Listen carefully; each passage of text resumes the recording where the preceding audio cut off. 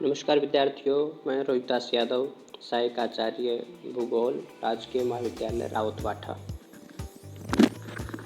भौतिक भूगोल paper first की हम चर्चा कर रहे थे। सिलेबस के बारे में आपको विस्तार से बताया था।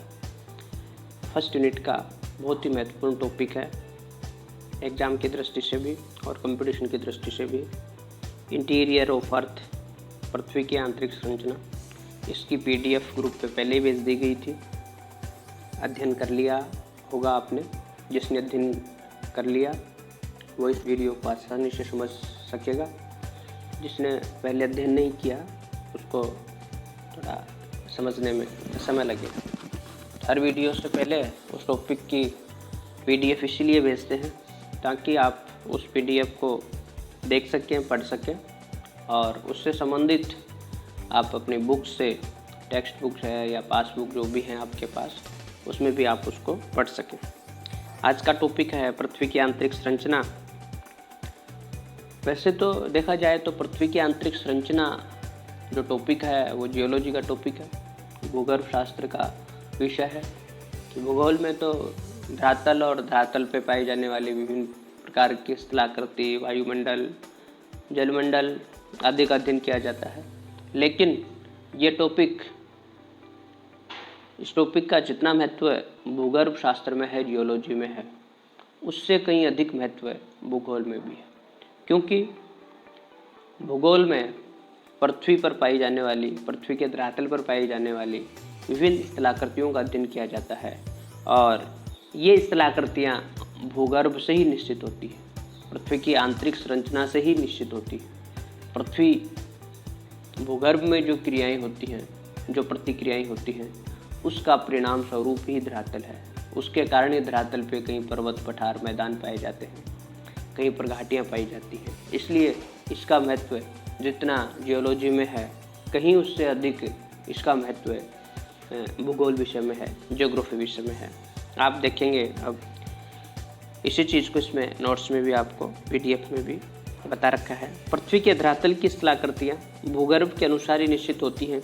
इसीलिए भूगोल विषय में पृथ्वी की आंतरिक संरचना का अध्ययन करना बहुत आवश्यक है। पृथ्वी की आंतरिक संरचना के बारे में हमारा ज्ञान अनुमान आधारित एवं अत्यधिक सीमित है। भूगर्भ में क्या है? भूगर्भ में जितनी गहराई तक हमने कुआं खोदा है या बोरवेल की है, वहाँ तक की तो एक्चुअल जानकारी है अपने पास में, लेकिन केंद्र तक तो अभी तक हम नहीं पहुँच पाए हैं। पृथ्वी के धरातल से लेकर के केंद्र की जो गहराई है वो लगभग 6400 किलोमीटर है। इसलिए इतनी जानकारी वहाँ तक अभी तक मानव नहीं पहुँच पाया है। तो जो जानकारी उपलब्ध हुई है उसका स्रोत है वो अप्रत्यक्ष है, केवल अनुमान है। अनुमान के आधार पर ये अनुमान लगाए जाते हैं कि भूगर्भ में, पृथ्वी के केंद्र में पृथ्वी है, ठोस हो सकती है या द्रव अवस्था में हो सकती है, गैस अवस्था में हो सकती है। पृथ्वी की आंतरिक संरचना के विषय में जानकारी देने वाले स्रोतों को अध्ययन की दृष्टि से 3 भागों में बांटते हैं। एक है अप्राकृतिक स्रोत, दूसरा पृथ्वी की उत्पत्ति से संबंधित सिद्धांत और तीसरा है प्राकृतिक स्रोत। अब सबसे पहले हम अप्राकृतिक स्रोत की चर्चा करेंगे। अप्राकृतिक स्रोत में 3 तत्व हैं, 3 कारक हैं जिनके आधार पर हम पृथ्वी की आंतरिक संरचना की जानकारी का अनुमान लगा सकते हैं। सबसे पहले है घनत्व, डेंसिटी, दूसरा है दबाव, प्रेशर और तीसरा है टेम्परेचर, तापमान। डेंसिटी में हम अध्ययन करेंगे धरातल से भूगर्भ की ओर पृथ्वी का घनत्व बढ़ता जाता है। इससे यह प्रमाणित होता है कि पृथ्वी का आंतरिक भाग भारी तत्वों से बना हुआ है। सर्वप्रथम कैवेंडिश नामक विद्वान ने 1798 में न्यूटन के गुरुत्वाकर्षण सिद्धांत के आधार पर पृथ्वी के औसत घनत्व को नापने का प्रयास किया। उन्होंने पृथ्वी का औसत घनत्व 5.48 ग्राम प्रति घन सेंटीमीटर बताया। 1950 में उपग्रहों की सहायता से पृथ्वी का औसत घनत्व 5.517 ग्राम प्रति घन सेंटीमीटर बताया गया। इस सर्वेक्षण के अनुसार पृथ्वी के धरातल का घनत्व 2.6 से 3.6 तथा केंद्र का घनत्व 11.0 है। एक बात स्पष्ट है,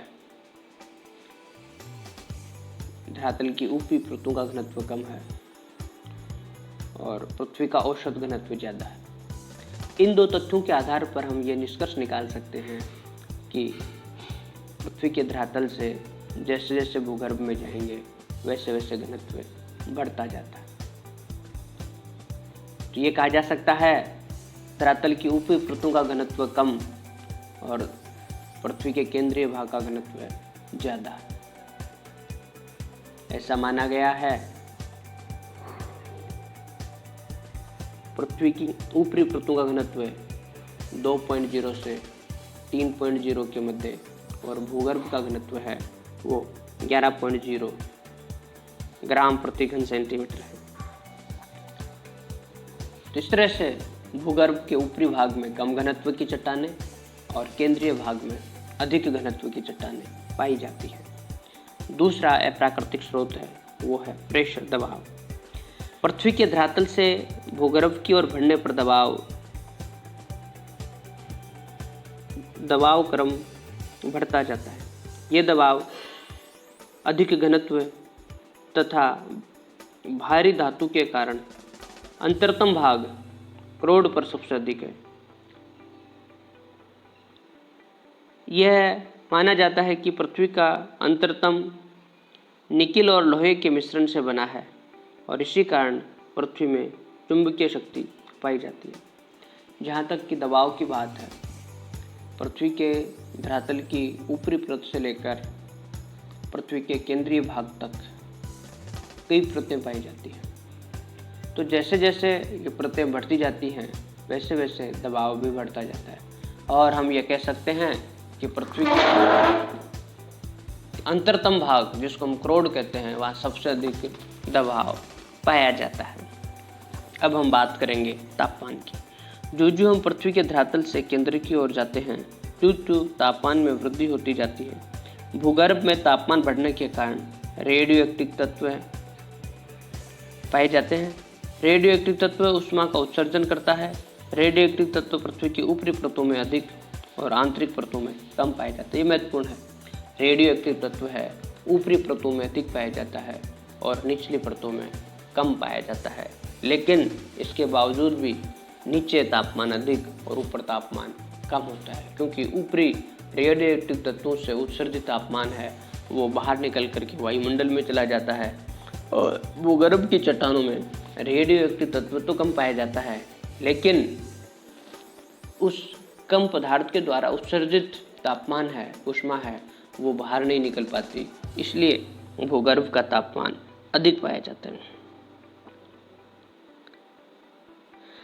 सर्वाधिक रेडियो एक्टिव तत्व है वो ग्रेनाइट चट्टानों में पाया जाता है। भूगर्भ की विभिन्न गहराइयों पर औसत तापमान निम्न प्रकार है। तापमान को हम एक टेबल के द्वारा देखेंगे कि कितनी गहराई पर भूगर्भ में कितना तापमान पाया जाता है। देखते हैं।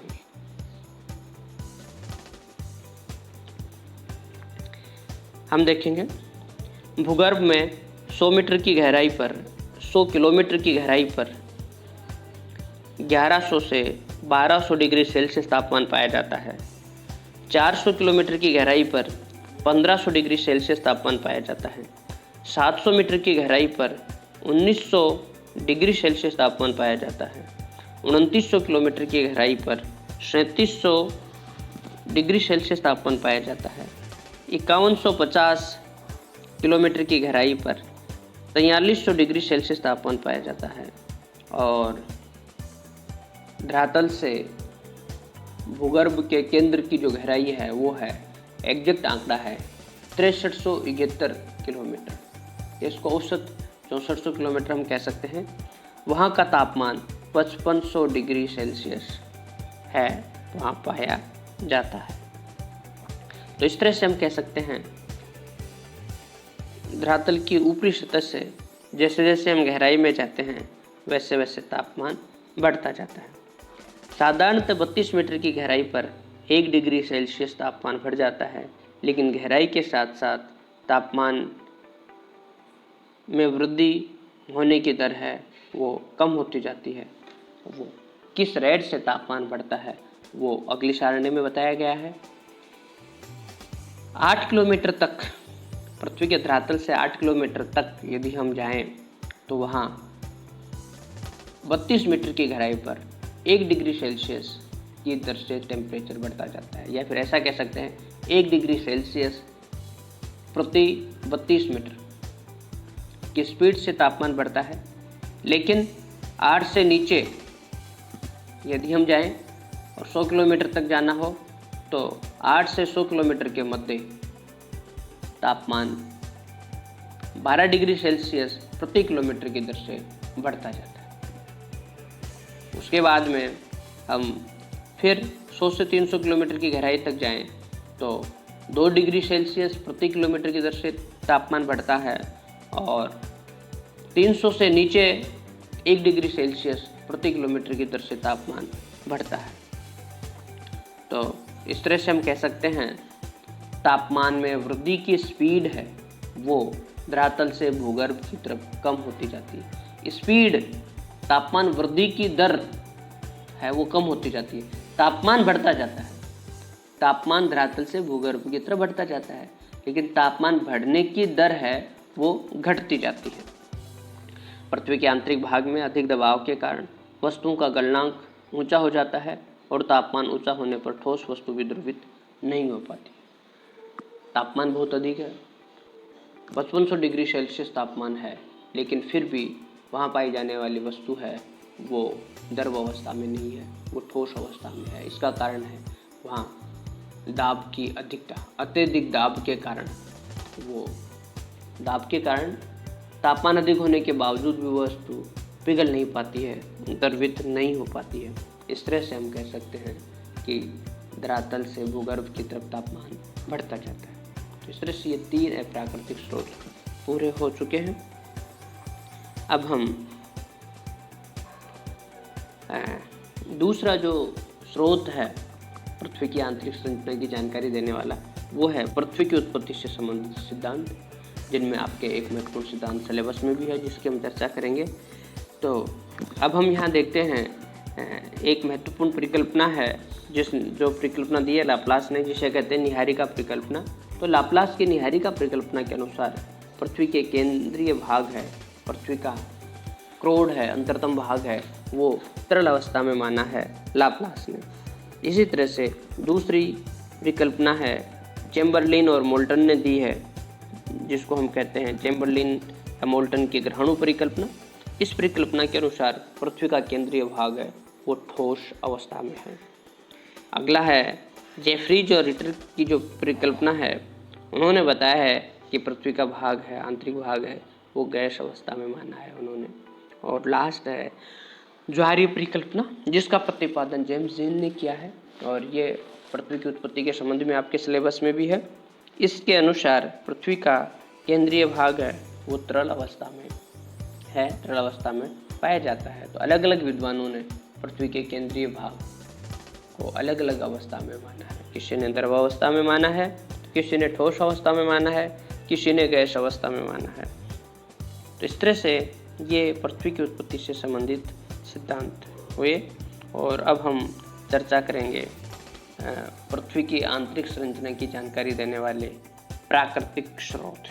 प्राकृतिक स्रोतों को हम पुनः 3 भागों में बांट करके अध्ययन करेंगे, जिसमें सबसे पहले है उल्कापात के आधार पर, दूसरा ज्वालामुखी के उद्गार के आधार पर, और तीसरा है भूकंपीय तरंगों के आधार पर। भूकंपीय तरंगों के आधार पर जो हम अनुमान लगाते हैं वो सबसे अधिक मान्य अनुमान है, सबसे सटीक अनुमान है। सबसे पहले हम उल्कापात के आधार की बात करें। उल्कापात या उल्कापिंड और पृथ्वी दोनों ही सौर परिवार के सदस्य हैं, इसलिए ये माना जाता है कि जिन पदार्थों से उल्कापिंडों का निर्माण हुआ है उन्हीं पदार्थों से पृथ्वी का भी निर्माण हुआ है।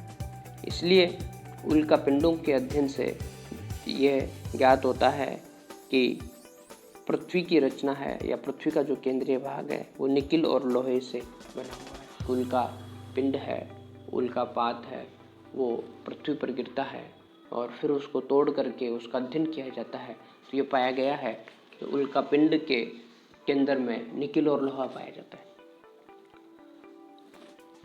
और ये माना गया है कि पृथ्वी और उल्कापिंडों का निर्माण एक साथ हुआ है। इसलिए जिन पदार्थों से उल्कापिंड का निर्माण हुआ है उन्हीं पदार्थों से पृथ्वी का निर्माण हुआ है। इस आधार पर ये अनुमान लगाया जाता है कि पृथ्वी का केंद्रीय भाग भी निकिल और लोहे से बना हुआ है। अब दूसरा जो है स्रोत है वो है ज्वालामुखी उद्गार के आधार पर। ज्वालामुखी उद्गार के दौरान गर्म एवं तरल मैग्मा निकलता है। इस आधार पर कहा जा सकता है कि पृथ्वी की गहराई में कम से कम एक ऐसी परत है जो सदैव तरल अवस्था में रहती है और इसी परत को मैग्मा चेंबर कहते हैं। किसी ज्वालामुखी का उद्गार जहाँ कहीं भी होता है तो उसमें विभिन्न प्रकार की गैसें, ठोस पदार्थ और द्रव पदार्थ भी निकलता है। तो इस द्रव पदार्थ या मैग्मा के आधार पर यह निर्णय निकाला जा सकता है कि भूगर्भ में कोई ना कोई एक ऐसा क्षेत्र है जहाँ पर पृथ्वी द्रव अवस्था में है, जहाँ से ये मैग्मा निकलता है और उसी क्षेत्र को हम कहते हैं मैग्मा चेंबर।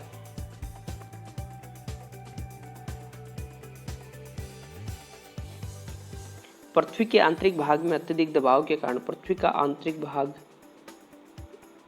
एक रूप में नहीं रह सकता है, अतः पृथ्वी का अंदरूनी भाग ठोस अवस्था में होना चाहिए। उल्कापिंड के आधार पर, तो ज्वालामुखी के आधार पर पृथ्वी का जो है आंतरिक भाग है वो ठोस अवस्था में होना चाहिए, क्योंकि दबाव अत्यधिक दबाव है। तो अत्यधिक दबाव के कारण कोई भी चीज़ है वो पिघल नहीं सकती है, द्रवित नहीं हो सकती है, इसलिए इन्होंने इसके आंतरिक भाग को ठोस अवस्था में माना है। अब हम चर्चा करेंगे भूकंपीय तरंगों के आधार पर।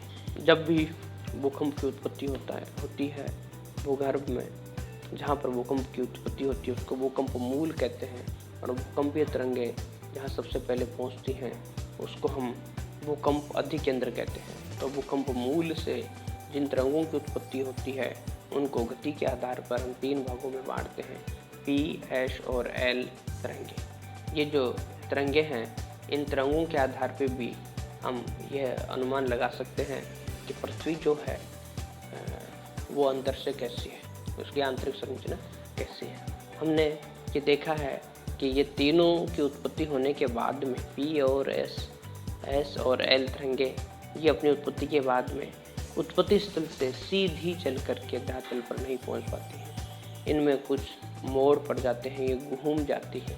तो इस आधार पर हम कह सकते हैं यदि पृथ्वी का आंतरिक भाग, संपूर्ण भाग एक अवस्था में होता तो ये अपने उत्पत्ति स्थल से धरातल तक बिल्कुल सीधी स्ट्रेट लाइन में चल करके पहुंच पाती है, लेकिन ये सीधी न चल करके वक्र के रूप में चलती हैं, वक्राकार रूप में चलती हैं। तो इसी आधार पर हम कह सकते हैं कि पृथ्वी का आंतरिक भाग है वो संपूर्ण भाग एक अवस्था में नहीं है, ये विभिन्न अवस्थाओं में ऐसा है।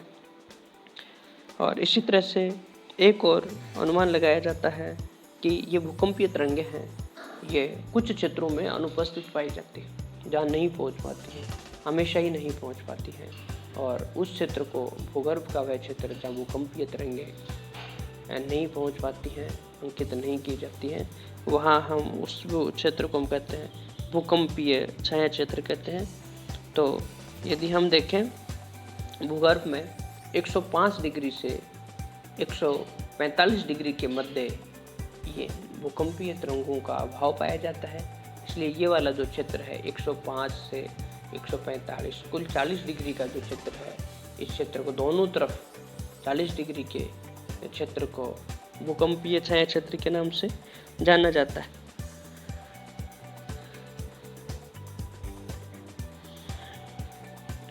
और भूकंपीय तरंगों के बारे में विस्तार से हम भूकंप का जो टॉपिक है ज्वालामुखी और भूकंप, उसमें इसको विस्तार से हम बताएंगे। यहाँ केवल हम ये बताना चाहेंगे कि भूकंपीय तरंगों के आधार पर पृथ्वी की आंतरिक संरचना कैसी है इसके बारे में हम यहाँ आपको बताना चाहेंगे। भूकंपीय तरंग हैं, भूकंपीय तरंगों की गति के आधार पर, भूकंपीय तरंगों की आकृति के आधार पर पृथ्वी के आंतरिक भाग को 3 परतों में बांटा जाता है। वो हैं लिथोस्फीयर, पायरोस्फीयर और बेरिस्फीयर। हम लिथोस्फीयर की चर्चा करें। लिथोस्फीयर की गहराई 100 किलोमीटर मानी जाती है और इस 100 किलोमीटर मोटी परत का औसत घनत्व है वो है 3.5 ग्राम प्रति घन सेंटीमीटर है। इस क्षेत्र में सिलिका और एल्यूमिनियम की अधिकता पाई जाती है और यहाँ जो चट्टानें पाई जाती हैं उनके निर्माण ग्रेनाइट से हुआ है या ग्रेनाइट से निर्मित हैं चट्टानें या ग्रेनाइट चट्टानें इस क्षेत्र में पाई जाती हैं। ये विशेषता है लिथोस्फीयर की। अब हम चर्चा करते हैं पायरोस्फीयर की।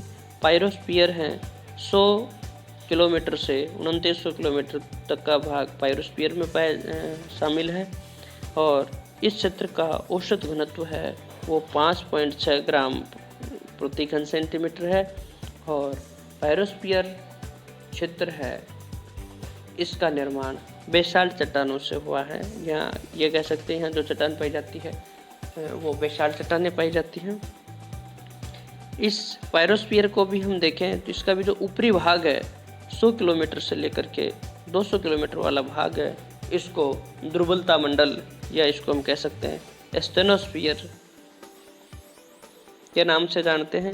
ये जो स्टेनोस्फीयर है ये न तो ठोस है और न द्रव अवस्था में है, दोनों के बीच वाली जिसको हम इलास्टिक अवस्था कहते हैं।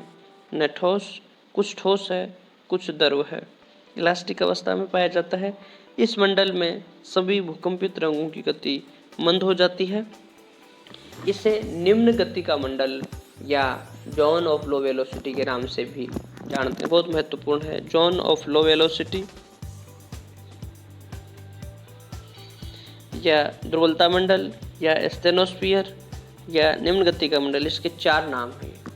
इनकी गहराई है भूगर्भ में 100 से 200 किलोमीटर का क्षेत्र और ये जो है वो इलास्टिक अवस्था में है, कुछ द्रव है और कुछ ठोस है, या इसको कह सकते हैं कि रबड़ की अवस्था में है। ये ज्वालामुखी क्रिया के दौरान निकलने वाला लावा जो है उसकी उत्पत्ति इसी मंडल से होती है, इसलिए इस क्षेत्र को ही हम मैग्मा चैम्बर के नाम से जानते हैं। इस तरह से इसके 5 नाम हो गए: दुर्बलता मंडल, asthenosphere, magma chamber, zone of low velocity और निम्न गति का मंडल आदि नामों से इसको हम जानते हैं।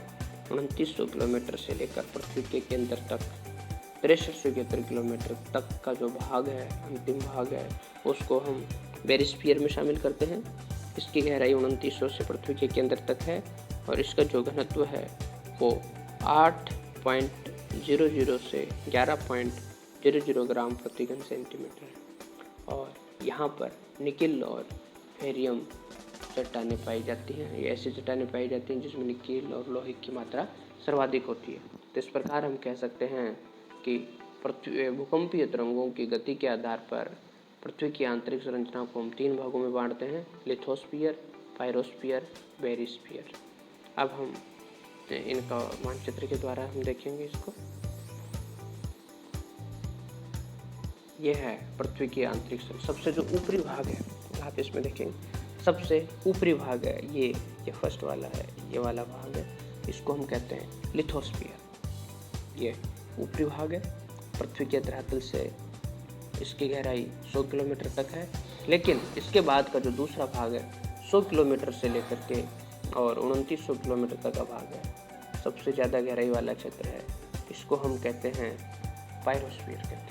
और पृथ्वी का जो केंद्रीय भाग है वो है बीच में जो है, तो मैं बताऊंगा आपको, ये जो है वो बेरिस्फीयर के नाम से जाना जाता है। तो इस तरह से पृथ्वी की आंतरिक संरचना को भूकंपीय तरंगों की गति के आधार पर 3 भागों में लिथोस्फीयर, पायरोस्फीयर और बेरिस्फीयर के फर्स्ट है। तो 3 जो भाग हैं वो हैं पृथ्वी की आंतरिक संरचना। धन्यवाद विद्यार्थियों।